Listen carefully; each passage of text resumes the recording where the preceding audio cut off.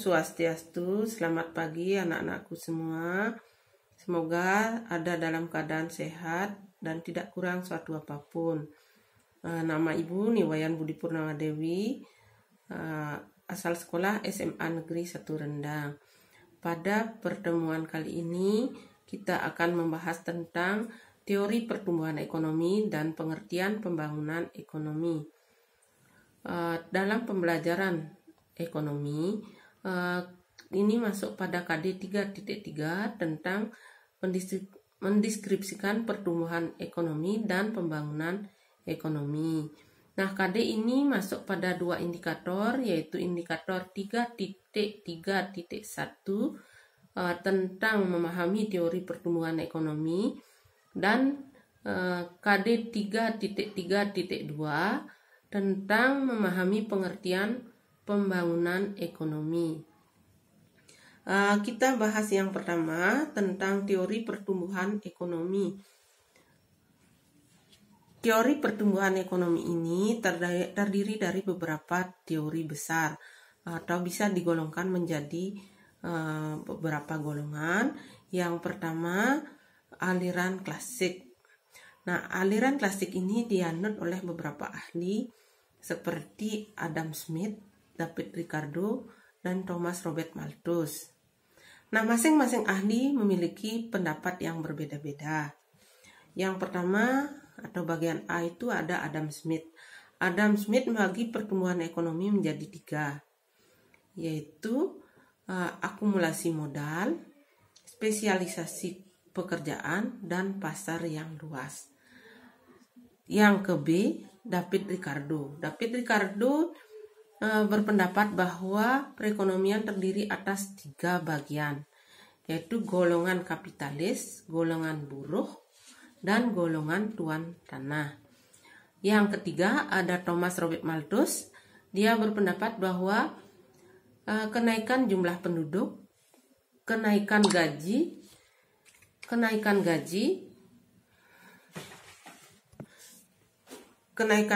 kapital untuk investasi merupakan unsur utama untuk meningkatkan kesejahteraan perekonomian. Nah, teori yang kedua, teori Karl Marx. Teori Karl Marx ini membagi perkembangan ekonomi ke dalam 5 golongan, yaitu komunal primitif, perekonomian berbudaya, perekonomian feodal, perekonomian kapitalis, dan perekonomian sosialis. Yang ketiga ada teori Schumpeter. Dia menekankan bahwa pengusaha berperan penting dalam meningkatkan kesejahteraan perekonomian. Yang keempat ada teori pertumbuhan ekonomi neoklasik.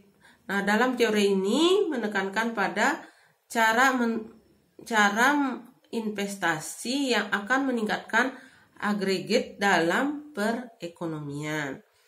Nah, teori yang kelima ada teori neoklasik. Teori ini mencakup pada adanya akumulasi modal, perkembangan ekonomi yang berangsur-angsur, serta rasa optimis terhadap pembangunan ekonomi dan aspek internasional dalam perkembangan ekonomi. Sampai di sana kita akan lanjutkan pada indikator 3.3.2 tentang pengertian pembangunan ekonomi. Pembangunan ekonomi merupakan proses yang bertujuan untuk menaikkan pendapatan per kapita. Mungkin anak-anak yang Ibu banggakan masih ingat apa itu pendapatan per kapita? Nah, pendapatan per kapita itu adalah pendapatan yang dihitung pada masing-masing orang. Jadinya kalau menghitung pendapatan per kapita bisa dilakukan dengan membagi jumlah pendapatan nasional dibagi dengan jumlah penduduk, sehingga nanti diketahui total pendapatan masing-masing orang. Nah, pendapatan per kapita itu dihitung tiap 1 tahun sekali, dalam jangka waktu 1 tahun sekali.